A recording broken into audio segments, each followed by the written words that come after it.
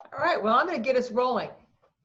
As I said, I'm Tara Barney. I head up the chamber. Others I don't.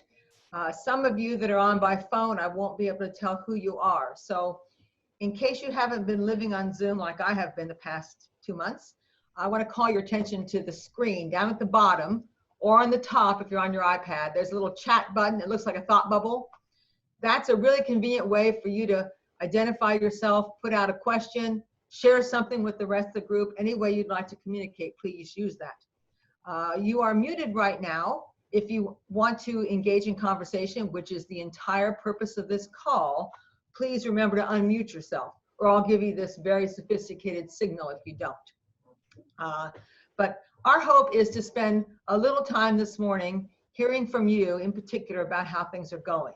So I put this invitation out kind of to everyone, but really aimed at hotel properties, meeting properties, and those of you that support it. So those of you that are in the sports and venue industry, those of you that are doing photography or catering or any of those things that support our convention, meeting, and tourism business, because Jim and I have been staying in close touch, but we know that you have some challenges in reopening and sustaining the past couple months that are a little bit different from other sectors of our economy. So, you know, manufacturers been going great guns and all that sort of thing. You've been pretty much closed down. So we want to make sure that we are hearing from you and that we can do all we can to support your reopening as efficiently and safely as possible. So without further ado, I'm going to ask, I know Jim Wood's on this call. I think he's on his phone, but Jim, would you like to make an opening comment? I know you're out there.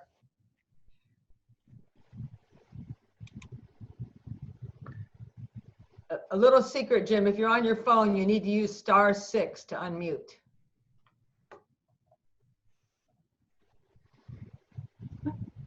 Okay, here I am. Great. I'm unmuted. Well, good morning, everyone, and thank you, Tara, for arranging this and coordinating this with the hospitality industry. It has certainly been a challenge, and this past weekend threw a new wrinkle into everybody's business momentum and lifestyle.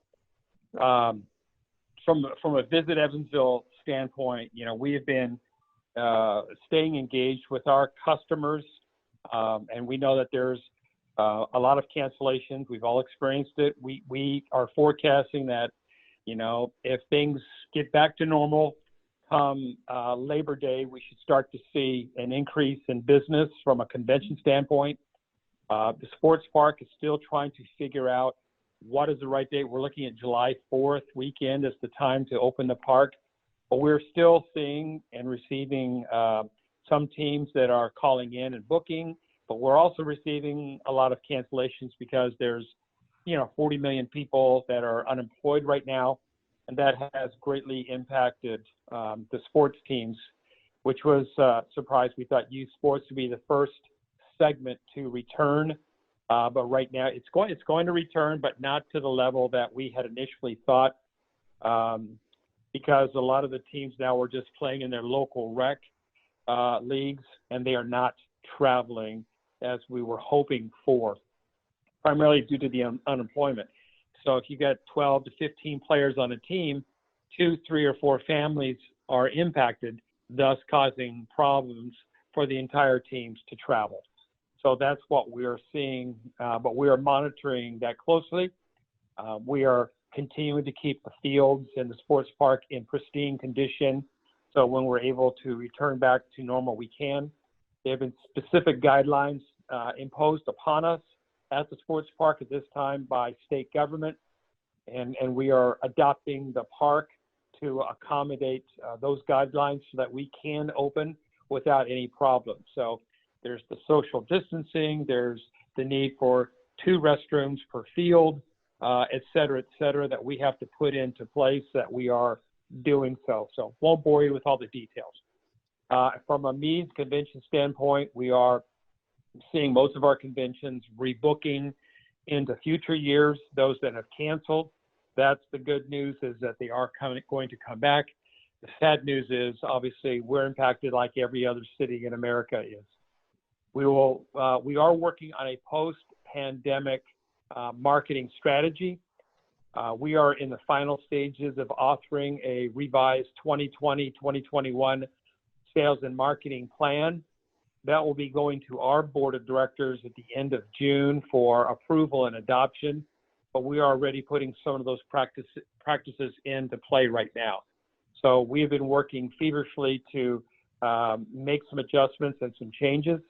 So stay tuned for those. Once they get approved, we will roll that out to everyone. So in a nutshell, that is where we are at right now as Visit Evansville. We are, again, staying as active as we can in our lane of business, and so that when we're able to get back to business as normal, we will have significant momentum moving forward so that we can go after and capture as much low-hanging fruit that is out there. But we are not going to act as mercenaries and try to poach business that are in troubled cities right now, because that just doesn't work. It backfires on you. But we will say deliver our message that we are open for business and eager to host all future meetings and conventions that can fit into Evansville. So that will be our strategy moving forward. So I'll stop right there, Tara, and turn it back over to you. Well, thanks, Jim. I'm going to throw a slide up on the screen here. And this is what we know about reopening dates. And so it's just background. I think you all know this, but I have it handy in case anybody has specific questions. So if you do, it's available. But I'd really like to spend time on the next slide, which is this one. This is the Tara Barney version of me guessing about what's important to you. So I go right out front and say, there may be other things that are far more important to you than what's on this screen, but I gave it a shot. And I started with a couple questions that came from all of you as people signed up to participate in this call. One is about hotel breakfast, the other is about pools. I'm going to address them ever so succinctly, but then I'm going to ask you for what I'm wrong about. Pools, I believe that the state guidelines allow them to be open. So I'm guessing any problems that properties are having with decisions on their pools have to do with their higher ups with their particular flags.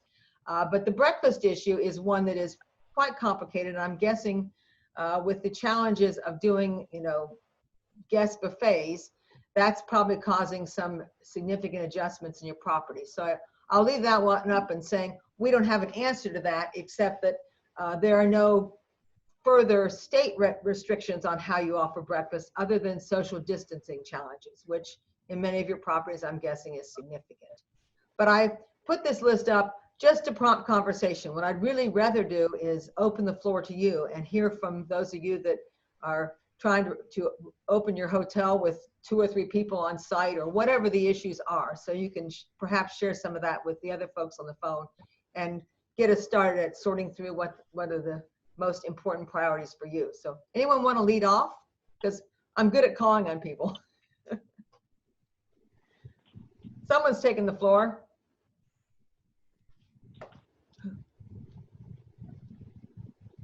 All right, well, let's start out with those of you that have meeting facilities, because I know Alexis is on the call because she and I have been sharing information. Would you tell us what you're running into that we should be attentive to?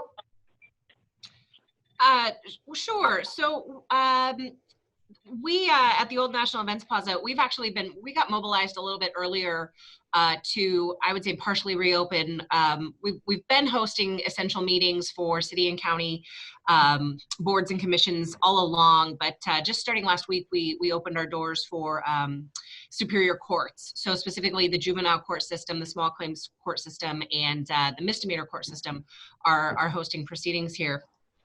We had, prior to that, put together a complete operational reopening and recovery plan that talked about the precautions that we're taking. So that includes, obviously we've got social distancing markers throughout the facility, both inside and outside. Everybody coming into the facility is having their temperature taken, face masks, are required. And again, everything is set up to be, at this point, 6 feet apart. I would share with everyone, I think probably the most interesting thing that we have found in terms of those safety precautions, the hardest the first thing to get ignored and the hardest thing to enforce is the social distancing. So as people walk into the building, as they line up to use the restrooms, it doesn't seem to matter any amount of signage on the floor, on the walls. It is just not something that people are quickly paying attention to. And like I said, it is one of the hardest things to enforce. So that's sort of been an interesting learning tool for us. As Jim said, we're certainly trying to keep in touch with all of our clients, both on the entertainment side and on the meeting side, to find out, how we can best serve them during this time, and also gauge their interests and their timelines in coming back. We did a couple of surveys, both our Ticketmaster subscribers and our convention center clients, and got some interesting feedback. I'll just speak a little bit to the entertainment side. So, we have our 2,500 seat theater. It would appear, based on the responses that we got, that most local entertainment enthusiasts are still not going to be comfortable attending events through the summer for 250 or more. At the end of the summer, though, it seems to split into two groups, pretty polarized. Those that still want to stay in that 250 or less category, and then those that are anxious to get into an arena or stadium for 10,000 or more, and very little in between. So we found that was very interesting. On the meeting planner side, however, we got a lot of indication that the meeting planners are not anxious to run back to or host events for more than 1,000 for at least 6 months. So that was interesting as well. So that's certainly going to tailor our approach to the types of events that we're, marketing to and trying to attract. And then just in general, again, in terms of safety precautions, the things that people are most used to seeing at this point is what they're looking for when they come to the venue, which are temperature screenings, face masks, frequent sanitizing and cleaning throughout the facility, hand sanitizing stations. Stuff that you've heard about, pulse oxidation testing and infrared cameras, those don't seem to be as big of a concern. They're definitely looking for some of what we might consider becoming a little more standard practice at this point. But it's very important that those things are in place before they come to the building. Well, thank you. I know you've been working on this day in and day out. I actually read your reopening plan, which was great detail, by the way, Alexis. So thank you. I do think that this whole issue of business meetings and business travel is going to change pretty dramatically, and it causes some anxiety for me about the future of this part of our sector. So I appreciate your observation there. Who else has a perspective in the facility business or other aspects of this? You can let me know in the chat you want to speak and I'll call on you, or I'll just call on you, or you can just unmute and talk. I see Deputy Mayor Steve Schaefer has joined the call. He and I have been working hand in glove on how we make sure that we're in touch with different sectors of the business community. Steve, anything that is new from your perspective? Well, got to put the COVID hat back on after this weekend, unfortunately. There's a lot of moving parts. Right now, we're getting a lot of questions in terms of more of the events outside, which, eventually we're going to have an event, a gathering, a festival outdoors. So trying to figure out when it's appropriate and what measures to take is on my list of to-dos. Specifically, a lot of events are canceling, and but if we can figure out ways to, I think I apologize for getting on late, but I think Alexis was talking about, things that they're doing to make people feel safer, different protocols. Those are things that I'm focused on right now in trying to help some of these groups hold their events. Because if we can have something that's done in a safe manner where people feel comfortable, I think that's an important step for our community. So, but otherwise, a lot of the other subgroups on the Reopen Evansville Task Force are working and doing their thing, whether it be Feed Evansville or, the workplace safety testing group. You heard the study came out, the prevalence study last week that showed that the prevalence or impact in our community and our workforce is significantly lower than the state average. So that's a positive. But we need to maintain, or we need to continue doing the right things in terms of wearing masks, social distancing, those sorts of things. So we can't let ourselves be diverted from this issue. COVID didn't go away. So just because it's nice and sunny outside. Yeah. So that's about it. Tara, I can answer questions later if that helps. Yeah, that's great. Well, thanks for being part of this, because I think that's that sets our challenge up before us. I know that Alexis has offered to make her data available to this group. So unless you shake your head, Alexis, we'll have it out there for folks. And I want to acknowledge that Pete's posted a question that I'm sure everyone that's looking at the chat can see. I'm not going to try to answer that because I think that's probably in the venue of conversations for the CVB board. And as Jim said, they're working actively on that. But if Jim or anybody else from the CVB board or others that's on the call wants to respond, please do. I just want to make sure you knew I saw it, Pete. Is anybody on the call from VenueWorks?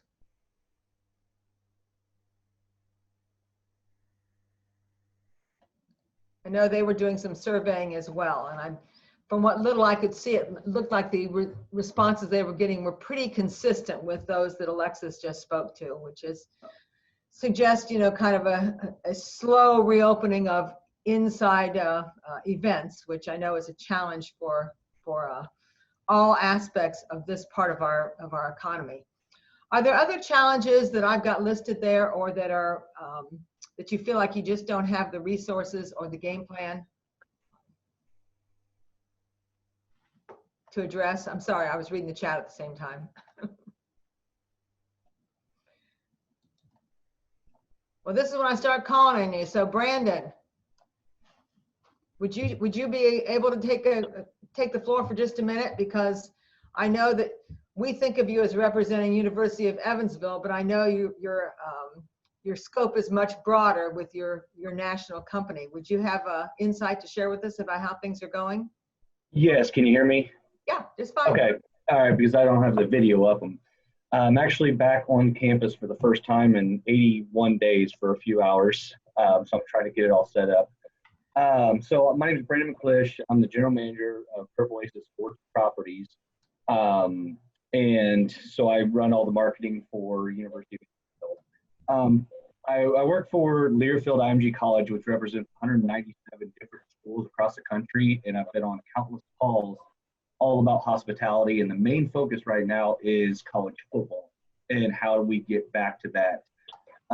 Currently, ADs are coming out and saying that college football will happen, but they're going tentatively through plans of figuring out how to put, say, for example, 100,000 people into the Ohio State, the horseshoe at Ohio State.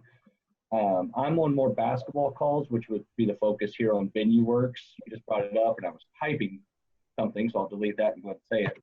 I have a call tomorrow with them at 2 o'clock to talk tentatively about how we're going to do college basketball and the plan there. So, for example, St. Louis, they have a 10,000 person arena, and if you do social distancing of 6 feet, they're looking at only putting 1,500 people in the stands. Ohio State, as I said, they're looking tentatively at only allowing 25,000 people in a 100,000 person stadium. So there's going to be a lot of things to go about doing it. The main focus right now is going ticketless and going with just either QR codes on your phone or something along those lines. That is the biggest hurdle with what we're trying to accomplish here locally, to follow the phases and things like that. So a lot should happen over the next month with college football starting in late August, and they're going to set the precedent of what basketball does and things like that, because every Saturday when there's hundreds of thousands of people trying to pile into college football stadiums, they're going to have to figure something out. Well, that's top of my mind, and nice of you to use Ohio State as an example, because I do follow that particular team, as a matter of fact. Oh, of course. I want to know if the cross-country national championship is still in good shape. I'm seeing a nod from Steve, so I guess that's good news. Yes, it is. And we're still, I don't know if Eric's on this call, but we just talked a few minutes ago about the USSSA softball event that's still happening in July, and I believe July, and then a few other events that are staying the course. We're actually trying to lure an event to this area because of COVID and them being canceled in another community. So there's potential opportunities where there's, where there's issues. So. Yeah, I rather wondered about that since we're a bi-state community and I know that Kentucky's on a different opening schedule than we are. I wondered if there was some, just opportunity to be good neighbors there. To go to Jim's point, not necessarily to poach hard, but to, allow teams to start practicing back and forth a little bit. So I'm glad to hear there's opportunities there. Who's on that actually runs a hotel property? I'd be interested in hearing from you.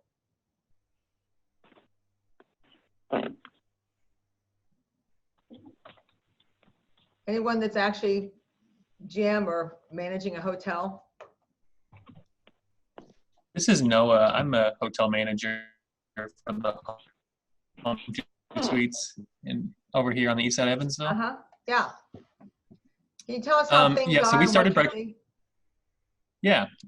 We're starting to get busier with Toyota opening back up, and people are starting to venture out more. We have started doing breakfast again. We have the setup where we serve the guests what they want between eggs and bacon and sausage and a potato option, fruit and stuff. So it's all single serve plastic utensils. We plate everything.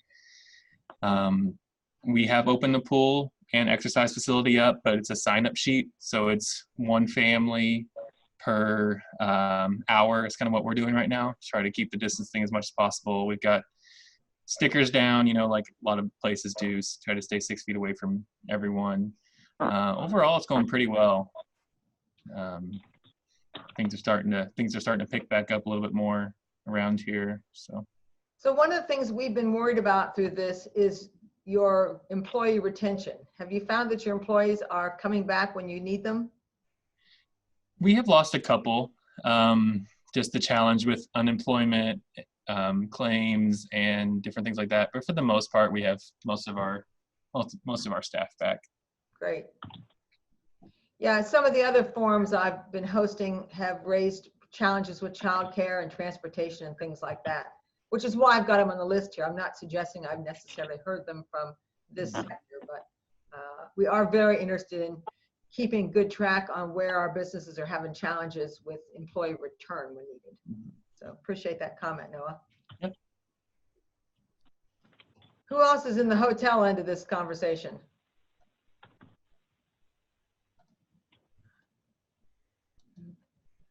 Well, then I'm going to ask others that are on this call. I see that Eric's on the call from the zoo, and a lot of us have been thinking about our attractions and how they're faring through all this. Can you give us any enlightenment, Eric, on how it's going and what you're seeing as far as, I don't know, can you plan on school groups coming back in the fall, or how does all that come together? Yeah, it's definitely one of those industries like amusement parks and water parks that's a challenge. We're essentially like big venues, one of the last things that we're even starting to open. I think right now, zoos across the country, 70% are still closed. Some are open in some capacity. We're mainly doing very limited capacity, time ticketing, one-way traffic flow, a lot of buildings closed. So we're trying to get people back into the park in 2 weeks, or the beginning of stage 3 for Indiana back on track. As far as events and groups, yeah, you're right. We know we're going to do it. We just have not really sure how we're going to have to modify group sales to get into the zoo, because we're pulsing people through the park, so we're not having a large group show up at the same time. We are starting our summer camp next week, and again, that's heavily modified with smaller attendance than normally. But then we've even put our Zoo Brew event back on the calendar for November. And our hope is we'll do this similar thing where we'll have to limit the capacity, but really just have people show up at different times, so that we don't get everybody congregating together. But Tara, as you know, with zoos, our day-to-day doesn't change. The bills and the employees that we have are on site every day, and so that what it takes to take care of the animals and the site itself has not slowed down one iota since we've closed on March 14th. Yes, I'm only guessing that that's a pretty significant challenge with your revenue mix. I know that visitors aren't all of your revenue, but it's certainly a big part of it, I'm guessing. So Yes, for sure. Yep. Yeah. What other kind of revenue challenges are different groups having out there? You know, is customer demand, I know in your industry is what you're all about. So I'm guessing that hopefully the federal relief programs have helped some of your businesses. Has anybody had specific challenges in getting that relief when needed? Because if you had, we're going to help you with it. Well, I'm glad to hear that. I'm glad to hear you've had good success in getting the PPP and other programs for both you and your employees. I know that some nonprofits don't quite qualify, but I will say if there are challenges there, I hope you'll let us know. We've got a great team with the ISBDC and our banks that will be happy to help you with that if you've got challenges that you're not getting good help on yet. Lacey, thanks for your comments. Would you like to say more about this? I see you in the chat.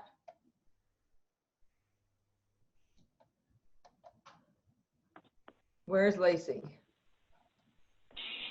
Can you unmute?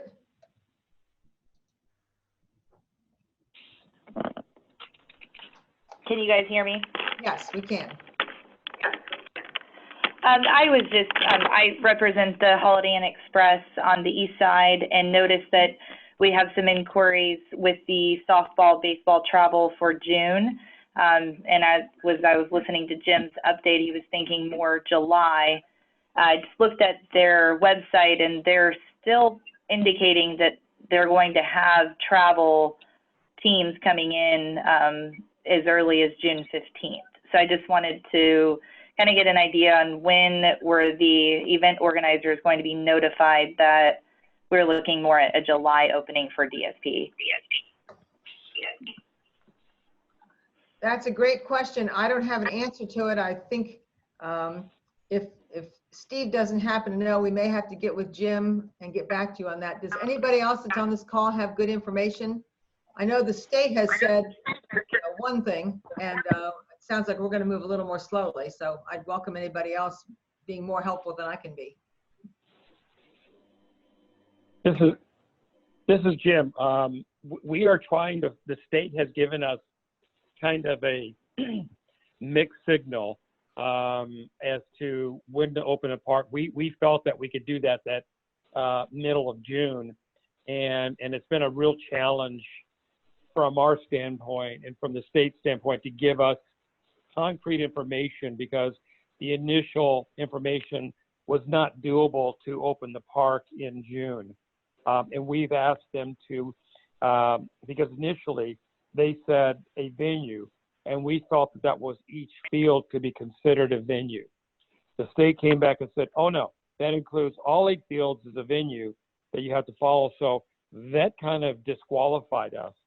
The tournament directors have been skittish about coming in June, feeling that the events could be shut down. So we'll get back to you. I'll get back with Tim today at the sports park and find out what exactly going to be in June, if they're still going to move forward, if they've all been canceled or not. And we know that it's listed, but we've been dealing with information every single day from the state that has changed. So it's still a moving target. We're sorry about that, but we're not the ones making the rules. And our biggest fear is that if we open up and someone from the state comes in and shuts everything down, that it's going to be a real hassle and a big financial burden on us right now to do so. So we'll try to get back to everybody today, tomorrow with better answer related to the tournaments at the sports park. Thanks, Jim. I think that'll be Thank you. Sorry, Lacey. Does that help, Lacey? Yes, absolutely. Thank you so much. Sure, sure. So I want to draw your attention to local or state barriers. We found that when our restaurants needed a little more space, the city and others were ready to jump right on board and help us figure out outdoor dining. Are there things you're running into that might ease your transition or your capacity to handle customers that are worth bringing up? We'd love to know.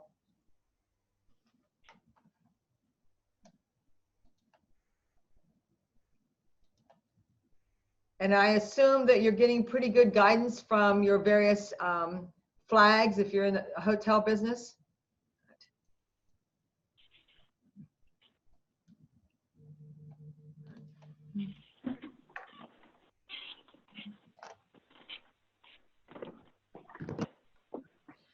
Hey Tara, this is Alexis. I'm curious while we're on that topic.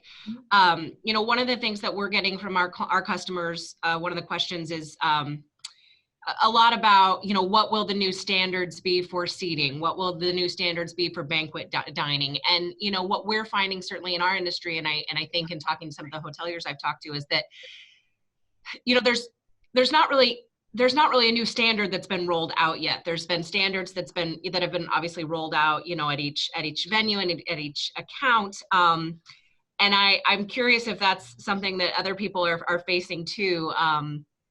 What it's sort of led me towards is that, you know, we just really have to kind of focus and capitalize on what we're doing locally and the success that we're having locally, because if we do sit around and kind of wait for some industry standard seating configuration to be rolled out, like we could be waiting for quite a while. And so, you know, and I have to say, just based on talking to some of my colleagues across the country, you know, Evansville we really are so much further ahead than a lot of other communities in terms of some of the steps that we're taking in the planning that we've done to be poised to reopen, even in the ways that we have so far. But that continues to kind of be a question. And I'm just curious how other people are approaching that, and if there's ways that we can, you know, continue to kind of collaborate so that there's a joint message that, you know, we as a community, a hospitality community, are ready, and we've all given this a lot of thought.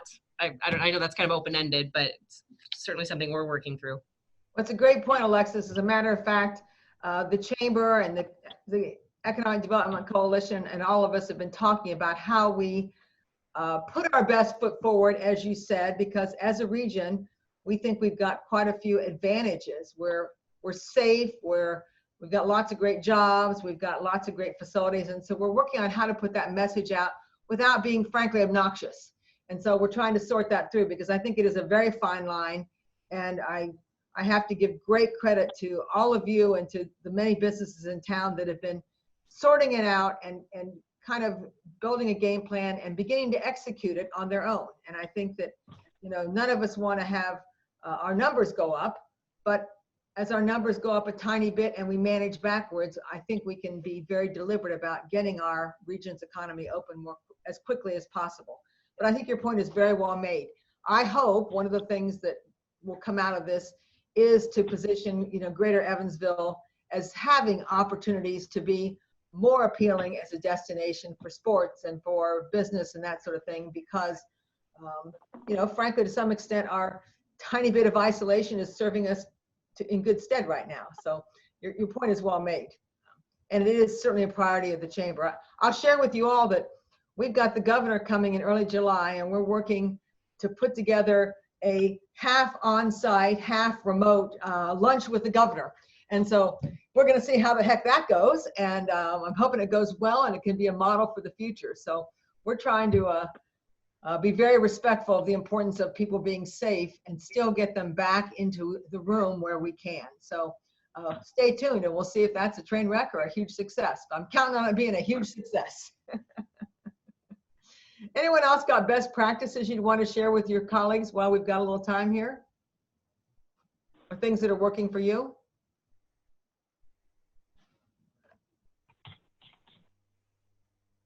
heard someone on mute, but I don't know who it is. I feel bad because I don't know some of the people that are on the call, and I just see your names here.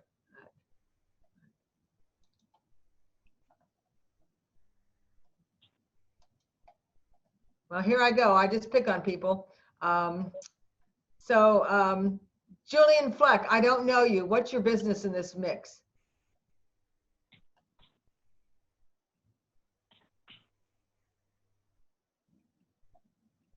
Julian doesn't want to talk. Josh, would you like to share with us the one thing I'm interested in? And I'll put this question out, then I'll ask Josh to take the floor. I thought from the time this began that one of the challenges with this industry getting back is the local food and bar and restaurant scene being available to be supportive of that. Is that right-headed thinking? Is that critical to you being able to attract people back into the hotel properties and the venues? Josh, do you have a take on that? Well, yeah, I'm not being a hotelier, but being, running the Downtown Evansville Economic Improvement District. Obviously we expect that most of the people staying in hotels eat most of their meals outside of their hotels. So, the two go together, definitely. Downtown, we have had one of our operators avail themselves of the expansion possibilities and moved onto the sidewalk partially. All but two of our restaurants have reopened at this point, and we're waiting for those two to open pretty soon. One's more tavern than restaurant, so they have a few other issues to work through. Tara, I'll take that question. This is Pete with Dunn Hospitality, and we have hotels in Kentucky and Indiana, and we're seeing travelers coming back quicker in Indiana than we are in Kentucky. And I would associate some of that to be with the restaurant openings. And so it's imperative that the restaurants continue to open in this market and our markets so that we can continue to offer to that customer the availability of that restaurant. We are seeing at Noah's property, it's an extended stay, and so they have kitchenettes, and his hotel is doing better than our other hotels, which are still struggling because we don't have the kitchenettes. And again, we are seeing some of that coming back because of the restaurants, and that's been helpful. Actually, I talked to another hotelier that is in the extended stay segment and heard very much the same thing, that their business has been relatively less impacted, which is interesting. Well, thank you, Pete. We appreciate that. Are there other challenges? How is the customer service training or adjustment going with your staffs? I put that on the calendar because safe social distance best practices are a whole new thing for an industry that prides itself on great customer service. And I've got nothing but compliments for the service in our market. But I'm guessing that the need to socially distance and manage room turnover and that sort of thing is going to be a whole new set of protocols for your businesses. Pete, I may be going back to you since I know you're with Dunn. Sure, Tara. It's been difficult with you. There's a whole new set of training that has to go on, and the communication piece. Our customers are heightened; their awareness is heightened because of everything that's going on. But the challenge that we're seeing is that there's customers coming from other cities that don't have the same restrictions, and they're expecting different things at our hotels than what we're providing because of the local restrictions that we have. And so, although I understand why different states and cities are opening up differently and allowing different pieces or businesses to open, it is a tough communication aspect that we're having in dealing with those customers. I hadn't thought of that, but that doesn't surprise me. Is there benefit to our community colleges or others standing up some training around this? Do you see that as something that might be helpful to us as a community going forward, any of you? Because I think we could certainly arrange that if you're not getting the training you need from your various, operating heads.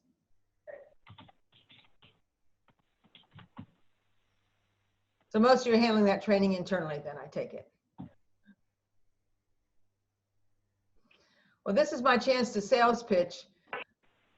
Our community college, USI, and University of Evansville are both offering a whole bunch of free classes this summer in things like use of social media and customer service. And if you find any of that useful, I encourage you to look at that, because it's not often that you can take advantage of those services online in a time like this. So I think that they'd be willing to work more specifically if your industry finds a particular issue that's a challenge, and to stand up training in those spaces as well. So I want to make sure to mention that as a resource for you.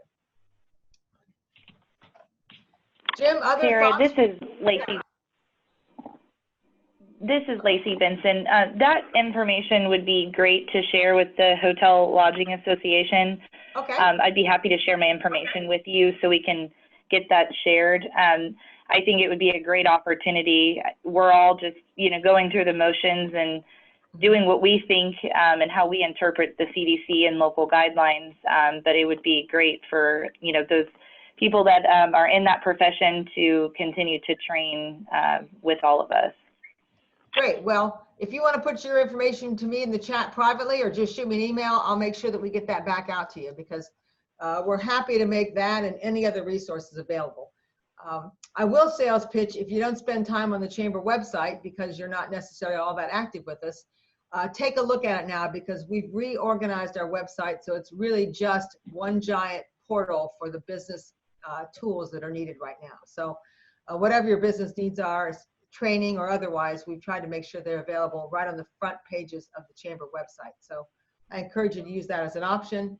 But we certainly will get the training information moved out to those of you that might further send it around, because I think that's a great opportunity right now in our market. Other gaps that you're seeing through your associations in how we are supporting you, because the reason I asked for an hour of your time this morning is to make sure we're doing all we can to not be surprised by a challenge you're having, and to be able to address it as quickly as possible.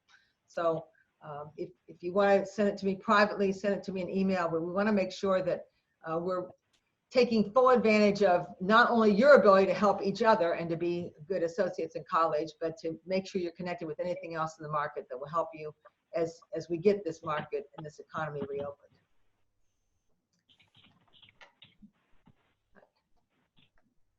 I'm going to then flip to a couple more slides here. May I take you to the next one, Chanda?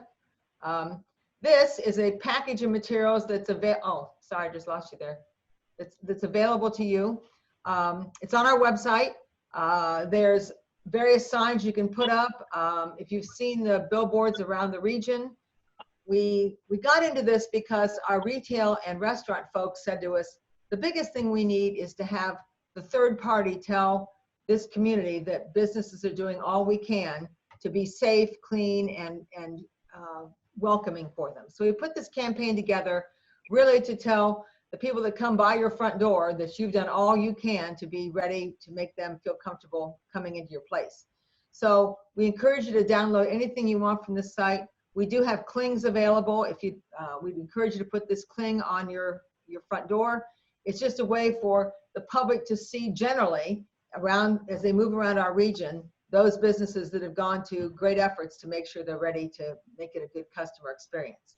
So that's available to you. And as I said, it's on the Chamber website. It's on the Reopen Evansville website.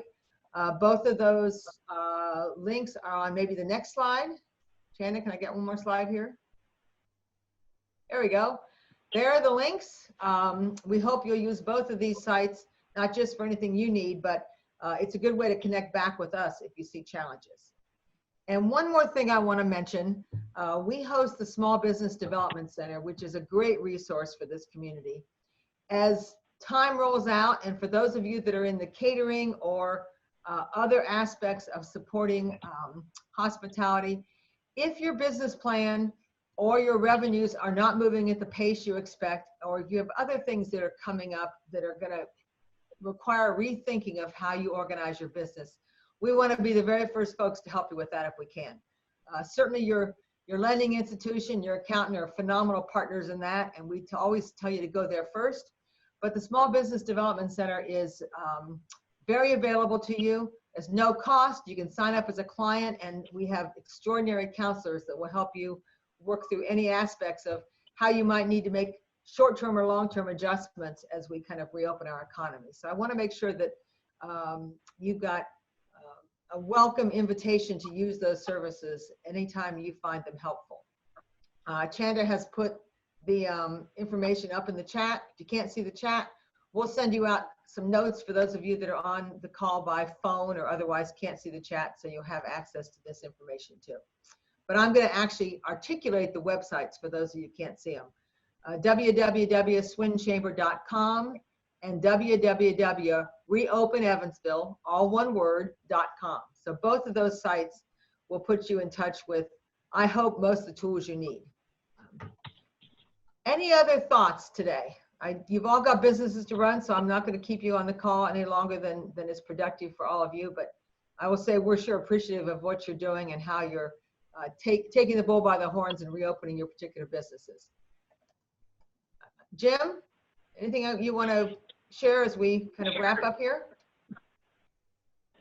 The only thing I'll share is that, we will, again, continue to stay in close communication with everybody. Our next board meeting is set for the last Monday in June, where we'll be running some things by our board. So if anybody has any questions, comments, or concerns, please feel free to reach out to myself at any time or to anyone with Visit Evansville. We're here to try to help and assist whenever we can during these very challenging times for us. Well, with that, I'm going to thank you all for joining us today. But more important, I want to thank you for what you're doing to run businesses in our market, because our market succeeds and people have jobs because of your diligence. So we appreciate that you've had some sleepless nights over the past few months, but we are all hoping for a brighter future. So we're in this together, and we will continue to stay in close touch. But please know that I'm available to you anytime. Jim is available to you anytime. And Steve Schaefer is available to you 24/7 because that's his life. Thank you, Steve.